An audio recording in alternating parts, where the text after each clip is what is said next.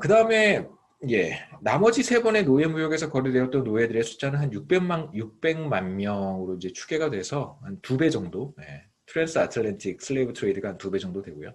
노예로 잡혀서 끌려다니다가 사망한 사람들과 굉장히 많다고 해요. 예, 노예를 획득하기 위해 벌어진 무수히 많은 전쟁에서 사망한 사람들은 당연히 이제 여기 포함되지 않겠죠. 그 아프리카 트랜스 아틀랜틱 슬레이브 트레이드에서 제가 봤던 이제 여러 책들에서 공통적으로 이제 확인할 수 있는 게 내륙에 위치한 국가들이 있잖아요. 이제 해안에 위치한 해안에 인접한 국가도 있지만 내륙에 위치한 국가들도 있습니다. 여기에서 이제 노예를 획득을 해서 아프리카 사람들을 잡아다가 이제 해안까지 끌고 와야 된단 말이에요. 그 이제 며칠씩 걸리니까 이거 쇠고랑 채워서 오는 거잖아요. 질질 목에 이렇게 막 사람을 목에 족쇄 같은 거 채우고 발에 족쇄 채우고 손에 족쇄 채워서 이제 끌고 가는데 실제로 이렇게 살아서 버틸 수 있는 사람들이 별로 없다고 합니다. 그 다음에 중간중간에 그 노예 시장이 또 존재했었다고 해요. 내륙 지역에 노예 시장이 존재해서 이동해 가면서 중간에 이렇게 판매를 하기도 하고 혹은 이제 거기에서 죽는 사람들도 굉장히 많고요. 그 다음에 병에 걸렸거나 혹은 더 이상 최종 목적지인 한국까지 웨스트 아프리카의 한국까지 가는 것이 어려운 경우에는 그냥 죽지 않았음에도 불구하고 그 사람들을 그냥 산채로 생매장하는 경우도 굉장히 많았다고 해요. 그러니까 이동하는 것이 쉽지 않으니까 뭐 여러분 관련된 자료들 읽어보시면 왜 블랙 라이브즈 매터가 왜 뭐 우리도 비슷한 경험이 다 있습니다만 왜 사람들이 그렇게 행동할 수밖에 없는지를 이해하실 수 있을 거라고 생각해요. 같은 민족 또는 유사한 인종들 사이에서 서로를 노예로 만들기 위한 전쟁으로까지 이제 확대가 됐던 것이 바로 트랜스 아틀란틱 슬레이브 트레이드입니다. 사회 분열, 그다음에 민족 분열, 그다음에 정치적 불안정까지 이제 이어지는 것이죠. 그리고 사법 제도를 왜곡하는 형태가 나타나요. 다시 말하면 누군가 잘못을 했어요. 다른 사람의 재산에 해를 끼치거나 혹은 뭐 누군가를 약탈하거나 뭐 강도 혹은 도둑 뭐 이런 절도 이런 행위를 저지른 사람에게 이전에는 이제 그에 상응하는 어떤 처벌이 있었을 거 아니에요. 뭐 때리거나 혹은 뭐 자신이 가지고 있는 재산으로 보상하거나 여러 가지 이제 뭐 어느 정도 뭐 성문화되어 있지는 않았겠지만 제대로 된 어떤 사법 체계가 있었을 텐데 관습과 같이 내려오는. 그런데 이제 이 트랜스 아틀란틱 슬레이브 트레이드가 들어오기 시작하면서 어떻게 하냐면요. 조금 큰 잘못을 저지른 사람은 그냥 노예로 팔아서 넘겨버리는 거예요. 이제 이런 사법제도의 왜곡이 나타나기 시작합니다. 노예를 획득하기 위해 이제 보편적으로 사용했던 방법이 상대 마을 쳐들어가서 그 사람들 전쟁을 해서 혹은 이제 공습을 해서 습격을 해서 그 사람들을 이제 노예로 팔아 넘기는 것이죠. 여러 부족들이 모여서 상당히 큰 규모의 이제 부족 연맹, 뭐 빌리지 페더레이션이라고 하는데요. 형성한 곳들이 많이 있었습니다. 그 다음에 비교적 정교한 형태의 정치 시스템을 가지고 있었던 그런 이제 연맹들도 당연히 있었고요. 이런 곳에서 노예 획득을 위해 부족 간 전쟁이 발생한다면 이제 더 이상 부족 연맹이라고 하는 것을 유지해 갈 수 없겠죠. 그래서 연맹의 형태, 그 다음에 연합체, 그리고 나서 어떤 추상적인 가치를 공유할 수 있는 이제 국가로 나아가는 거잖아요.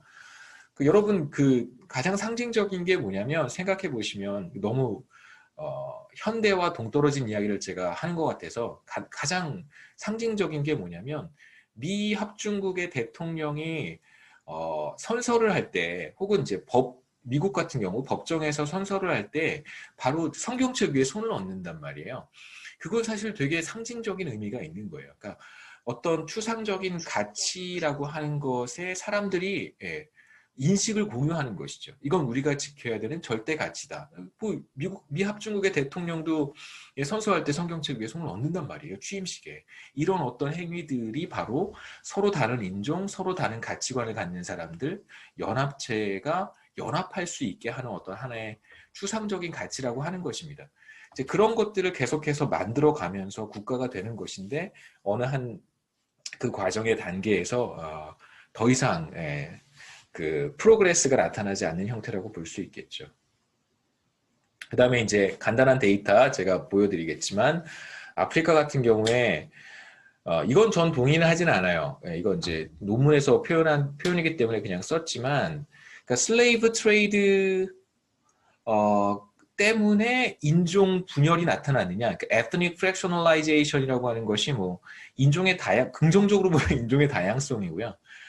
부정적으로 표현하면 뭐 그 인종 분열이죠, 인종 분열. 그러니까 서로 다른 인종끼리 적대적 관계를 계속해서 보이는 거예요. 근데 이게 조금 다른 견해도 있어요. 그러니까 하나만 말씀드리면 어떤 견해냐면 결국 아프리카 국가를 유럽 사람들이 인위적으로 만든 거잖아요. 보시면 36페이지에 보시면 큰 선이 이제 국경이고요. 지금 국가 뭐 이집트 다 보시면 쭉 국가를 찾아볼 수 있겠죠. 그 다음에 이제 작은 선으로 얇은 선, 가는 선으로 되어 있는 게 이게 인종 분포예요. 그러니까 예전에 어떤 인종이 살았던 지역, 예를 들면 하나만 생각해 보시면 여기는 이제 어떤 부족의 영역이었던 거예요. 그 부족의 고유한 영역. 근데 어떤 지역, 국가, 여기 나이지리아입니다. 땅이 크죠, 나이지리아. 나이지리아 보시면 얼마나 인종이 많은지 우리가 쉽게 확인할 수 있어요. 이런 데 보면 인종이 굉장히 많잖아요. 이런 지역은. 그러니까 한 국가 내에 되게 많은 인종이 있는 거예요. 근데 매우 다양한 인종으로 구성되어 있는 지역을 그냥 독일 회의에서 독일의 베를린 회의에서 그냥 베를린 무슨 회의가 있어요. 거기에서 그냥 이렇게 나라를 하나 만들어 버린 거죠. 그러니까 저는 이건 동의하지는 않습니다. 슬레이브 트레이드 때문이냐? 뭐 저는 동의하지는 않는데 결국은 매우 다양한 인종들이 존재했던 곳인데 그걸 인위적으로 그러니까 슬레이브 트레이드 때문에 이 사람들이 적대적 관계를 가졌을 거예요. 그리고 나서 그냥 그곳을 하나의 국가로 만들어 버린 거죠. 그건 사실 make sense 하지 않잖아요. 예를 들면 이런 거예요. 남한과 북한이 6.25 전쟁을 했습니다.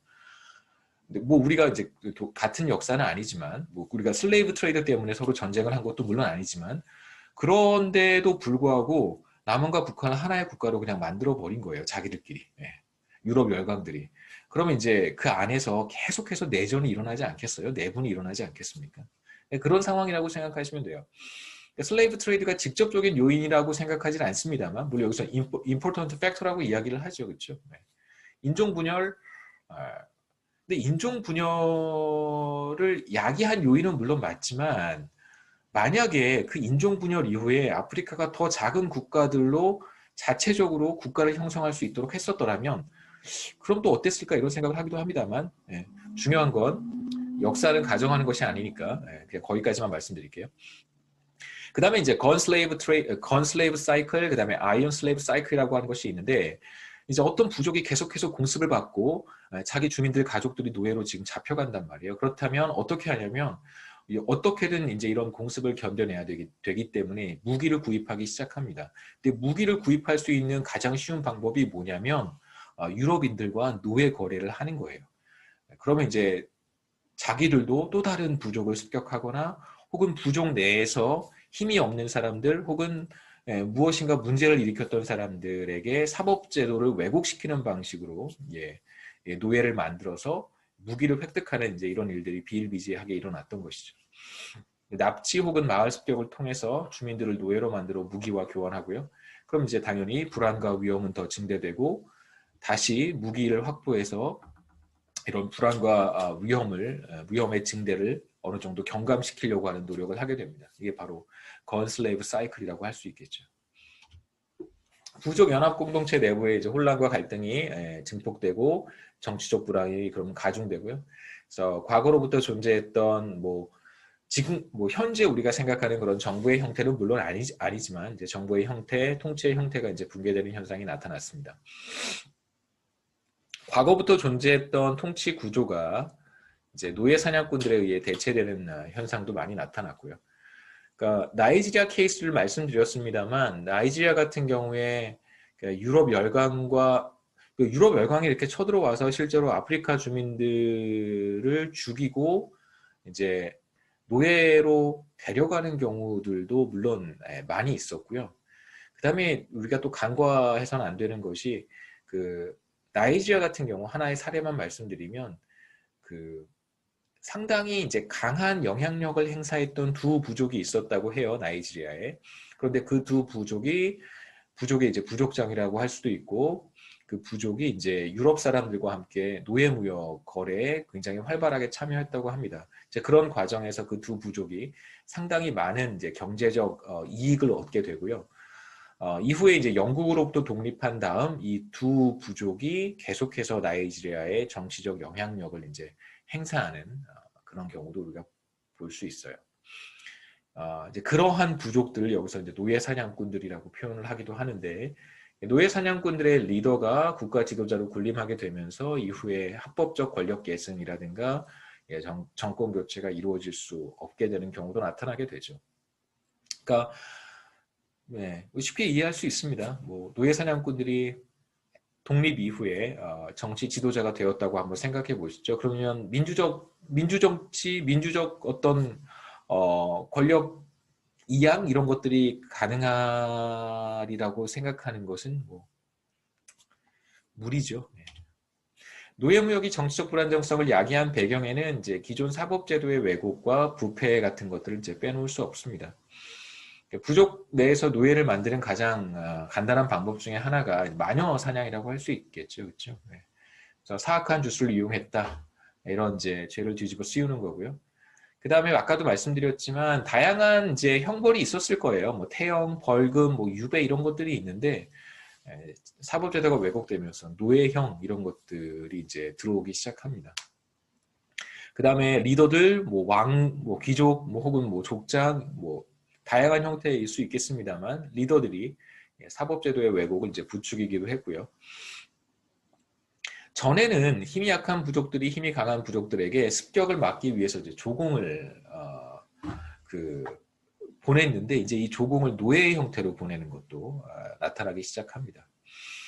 하나 예는 이제 카상가 기니비사우의 카상가의 사례가 있는데 이제 레드워터 오딜이라고 하는 게 있어요. 이게 뭐냐면 잘못한 사람한테 붉은색 물에다가 제가 조금 조심스러운 게 마치 꼭 그 아프리카의 슬레이브 트레이드의 모든 잘못이 아프리카 사람들한테 있는 것처럼 제가 말씀하고 있다는 생각이 문득 들어서 그렇지 않습니다.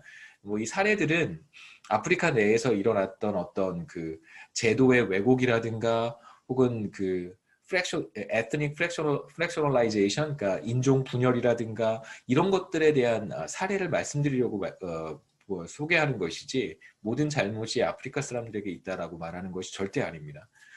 간단한 예를 하나 사례가 있었는데 잘못한 사람에게 기니비사우의 카상가 부족입니다. 여기에 이제 잘못한 사람에게 붉은색 물을 마시게 하는데 그 붉은색 물에 독을 타요.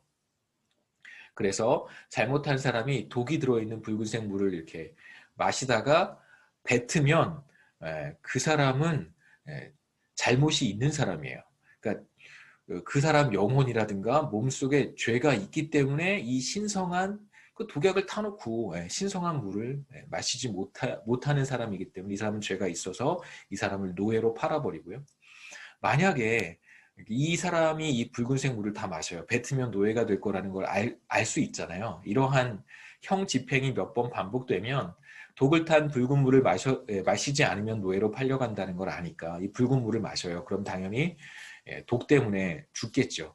그 사람이 죽으면 어떻게 하냐면 그 사람의 가족과 재산을 다 빼앗아서 사람들은 노예로 팔아버립니다. 그게 이제 레드워터 오딜이고요.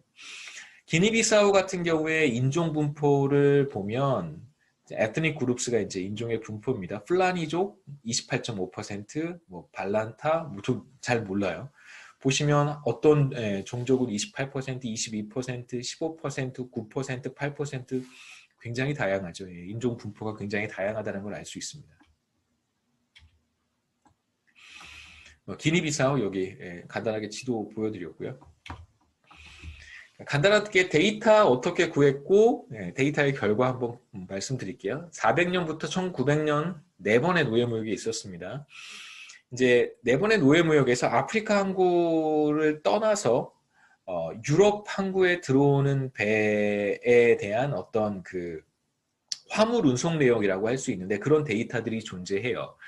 대서양 노예무역의 경우 트랜스 아틀랜틱 슬레이브 트레이드 데이터베이스라고 하는 것이 있어서 아프리카 각 지역 또는 이제 항구에서 몇 명의 노예가 수출되었는지를 확인할 수 있습니다. 1514년부터 1866년 사이에 기록된 것만 한 4만 5천 회에 달하는 항해 정보가 남아 있고요. 그다음에 이제 유럽 항구에 들어오게 되면 이제 물품 신고를 해야 되잖아요. 그래서 어떤 물품들을 가지고 있는지 거기에 이제 노예도 물품으로 들어가니까 이게 노예의 숫자도 기록으로 남아 있습니다. 그 다음에 이제 중요한 것은 노예들의 숫자, 아프리카 사람들의 숫자는 이제 우리가 확인할 수 있는데 문제는 그 사람들이 어느 지역 출신인지를 사실 확인해야 되잖아요. 그게 사실 중요하니까. 그래야 어떤 국가에서 노예 수출을 많이 했는지를 우리가 확인할 수 있습니다. 노예로 팔려가는 아프리카인들의 국적이나 인종을 파악해야 되는데 아프리카 해안 국가에서 유럽으로 들어온 그 항해 기록만 남아있기 때문에 아프리카 내에서 내륙에서 어떤 아프리카 사람이 잡혀서 노예로 해안까지 끌려오면 그건 그 사람이 어느 지역 출신인지를 사실 알 수는 없잖아요. 그냥 그 해안에서 출발했다는 기록만 남아있기 때문에 다른 데이터들을 이용을 해서 아프리카 사람들을 다 식별을 하게 됩니다. 어떤 식으로 식별을 하냐면 이제 이름 같은 것들이 남아 있는 기록들이 있습니다. 그래서 이름을 이렇게 확인해 보면 first name은 대체로 다 크리스찬 네임이에요. 왜냐하면 그 유럽 사람들이 들어가서 아프리카 사람들을 다 뭐 개종하고 뭐 가톨릭으로 개종시키고 뭐 개신교로 개종시키고 이러면서 first name 같은 것도 뭐 크리스찬 네임을 막 이렇게 쓰기도 하고요. 그 다음에 세례 받아야 된다고 그래서 세례명 주기도 하고 뭐 이제 그런 일들을 많이 합니다. 그래서 보통 first name은 크리스찬 네임을 많이 쓰지만 이렇게 last name은 그 어느 부족인지를 파악할 수 있는 last name을 보면 이제 부족을 파악할 수 있어요. 그래서 인종을 구분할 수 있고요. 그 다음에 이제 부족을 구분하기 위해서 다수의 아프리카 사람들이 이제 뭐 이마라든가 혹은 뭐 피부에 이제 어떤 표식을 하게 되죠. 상처 같은 것들, 이제 표식이 있어서 그 표식을 통해서 인종을 또 확인할 수 있고 헤어스타일도 굉장히 중요한 식별 방식이고요. 이런 것들을 통해서 229 가지의 이제 인종을 구분할 수 있었다고 합니다. 그 다음에 또 어떤 경우에는 그 사람의 출생지를 확인할 수 있는데 상업적인 목적으로 사실 아프리카 사람들을 거래하는 거잖아요. 그래서 어느 지역 출신의 혹은 어느 인종 출신의 아프리카 사람들을 선호한다. 이제 이런 기록들이 있다고 해요. 그래서 출생지에 대한 정보는 상업적 측면에서 보면 굉장히 중요한 것이라고 볼 수 있습니다.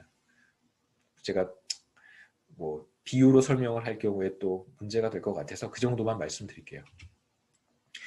인종 분포와 국경선을 표시한 것입니다. 아까 말씀드렸고요. 그래서 실제로 4번의 노예무역에서 과연 얼마나 많은 아프리카 사람들이 유럽에 노예로 팔려갔는가 데이터로 정리한 것입니다. 그래서 앙골라, 나이지리아, 가나, 대체로 이제 웨스트 아프리카에 있는 국가들의 숫자가 뭐 크다고 볼 수 있겠죠, 그렇죠? 트랜스사하란 같은 경우에는 에티오피아라든가 뭐 수단 이런 국가들이 많고요, 말리 이런 국가들이 많고요. 그래서 나이지리아는 굉장히 아픈 역사를 가지고 있죠, 그렇죠? 트랜스사하란 슬레이브 트레이드부터 시작해서 트랜스 아틀랜틱까지, 그다음에 뭐 이쪽 아프리카 동쪽 지역에 있는 국가들, 에티오피아라든가 그보다 조금 안쪽에 있는 수단 같은 국가들의 이제 과거에 트랜스사하란, 그 다음에 레드시, 이건 이제 아랍 국가들의 침공에 따른 이제 노예무역이라고 생각하시면 됩니다. 탄자니아도 여기 들어가 있고요.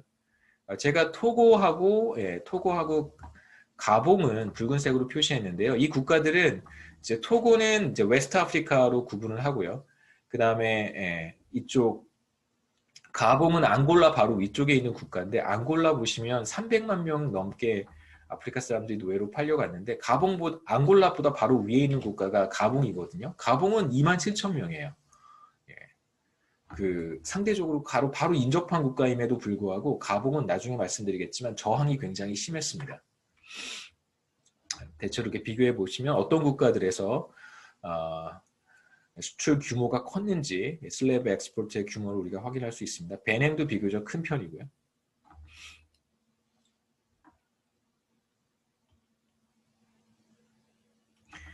하나 비교해 보시면 여기는 이제 DR 콩고, 자이르 예전 이름은 자이르였고요. 그 다음에 이제 콩고, 여기는 리퍼블릭 오브 콩고를 가리킵니다. 그래서 리퍼블릭 오브 콩고와 DR 콩고를 비교해 보시면 이제 DR 콩고에서의 노예 수출이 훨씬 더 많았다는 걸 우리가 또 볼 수 있어요.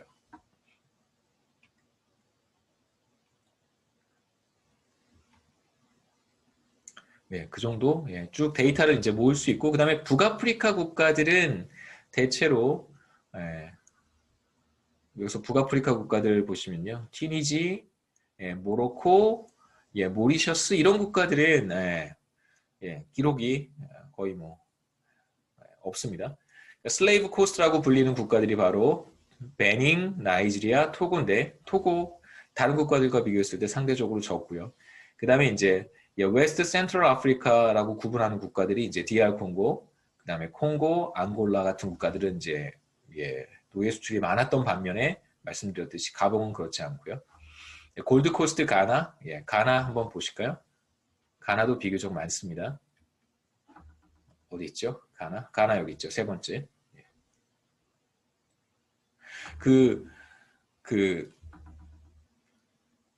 우리 저기 예능 프로그램에 가나에서 온 아프리카 사람 한 명 있잖아요. 누구죠? 한국말도 잘하고 영어도 잘하고 이제 뭐 여러분 모르시나요? 네, 넘어가겠습니다. 모르면 네. 여기 보시면 이제 가나 여기 있죠. 가나 있고 베닝, 나이지리아 이런 국가들은 이제 노예 수출 규모가 상대적으로 컸던 반면에 토고는 또 그렇지 않았어요.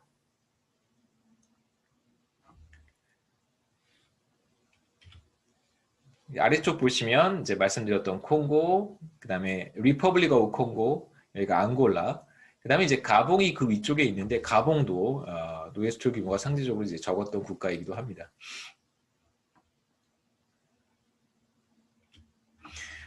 첫 번째 보려고 하는 것은 과거 노예 수출 규모와 현재 소득 수준 사이의 관계인데, 그러니까 이제 가로축은 1600년부터 1900년까지 과연 이제 얼마나 많은 아프리카 사람들이 노예로 팔려갔는가를 보여주는 수치인데요. 당연히 국가 면적이 넓으면 더 많은 사람들이 끌려갔을 가능성이 있으니까 이제 면적으로 나눴습니다. 그러니까 국가 면적이 좀 작은 국가들은 아무래도 노예 수출 규모가 상대적으로 적을 거 아니에요. 그래서 그걸 조정하기 위해서 단위 면적당 몇 명이 노예로 끌려갔는가 이렇게 생각하시면 되고요. 그 다음에 세로축은 현재 2000년이에요. 2000년 1인당 GDP의 로그 값입니다. 보통 이제 우리가 데이터 표시할 때는 로그를 많이 쓰니까요. 가로축도 로그, 세로축도 로그라고 생각하시면 돼요. 관계가 더 중요하죠. 이제 과거에 노예 수출이 많았던 국가가 현재 소득 수준이 낮고요. 과거에 노예 수출이 적었던 국가가 현재 소득 수준이 높다는 걸 이제 확인할 수 있습니다.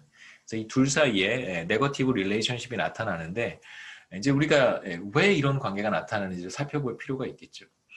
또 중요한 사실은 그거예요. 현재 소득 수준의 차이가 차이 중에 뭐 현재 소득 수준의 차이를 설명하는 요인들이 굉장히 많겠지만 15분까지죠. 굉장히 많겠지만 몇 페이지 남았죠? 14페이지. 굉장히 많겠지만 그 중에 이제 중요한 요소가 또 하나 있다면 과거에 이제 노예 수출 규모라고 할 수 있습니다. 뭐 이렇게 이제 간단하게 추정을 할 수 있고요. 그냥 넘어가겠습니다. 뭐 이렇게 추정할 수 있다는 건 말씀드리고. 노예 수출 규모가 과연 현재 1인당 GDP에 어떤 영향을 미치는가 1번부터 6번까지 6가지 방식으로 찾아보는데 다 제가 볼드로 표시를 했어요. 다 통계적으로 의미가 있다는 뜻입니다. 이 수치 자체에 뭐 그렇게 큰 신경을 쓰지 마시고요. 중요한 건 이제 부호죠, 부호. 그래서 과거에 노예 수출 규모가 컸던 국가가 현재 1인당 GDP가 상대적으로 낮다라고 하는 얘기를 이제 확실하게 할 수 있는 거예요. 여러 가지 차이를 다 고려했습니다. 식민 지배 국가가 누구예요? 식민지를 지배했던 유럽 열강이 어떤 국가였느냐? 뭐 영국이냐, 프랑스냐, 뭐 이런 것들 이제 차이가 있을 수 있으니까 포르투갈이냐 이런 것들 차이를 다 반영을 한 게 첫 번째고요. 두 번째는 이제 지리적인 요인도 우리가 생각해야 되잖아요. 적도로부터 얼마나 떨어져 있는지 그 국가가, 그 다음에 경도, 강우량, 혹은 뭐 습도, 해안선의 길이 이런 거 다 이제 고려했을 때도 여전히 노예무역은 GDP에 현재 GDP에 영향을 미치고요. 그 다음에 아까 잠깐 말씀드렸지만 뭐 모리셔스나 튀니지, 모로코 이런 국가들은 조금 특수한 국가들이에요. 그래서 이런 국가들을 한번 빼보자.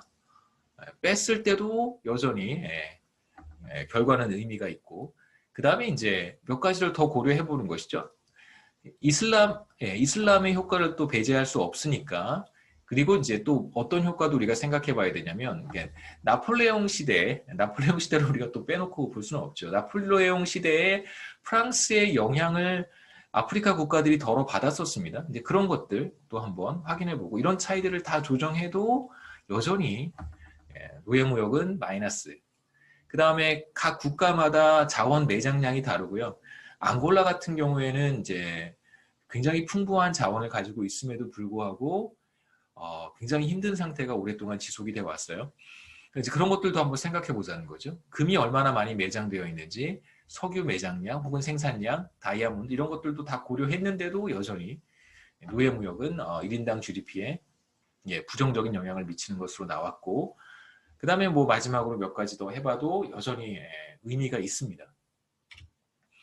자, 인과관계의 문제를 우리가 생각해 봐야 되겠죠. 이게 과거에 노예무역을 많이 했다고 해서 현재 1인당 GDP가 낮아지는 게 아니다. 첫 번째 그 이유는 과거 노예 수출과 현재 소득 수준 사이에 네거티브 릴레이션십이 나타나는 것이지 그냥 happen to be 혹은 coincidence라고 하는 거예요. 인과관계로 해석할 수는 없다는 것입니다. 자, 과거 노예 수출로 인해서 현재 소득 수준이 낮아진다고 해석할 수는 없어요. 그래서 그럼 왜 이런 그 네거티브 릴레이션십이 나타나느냐?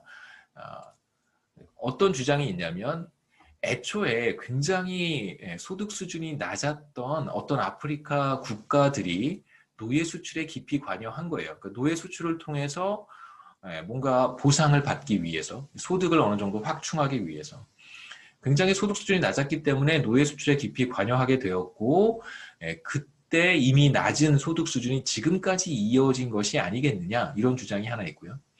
두 번째 주장은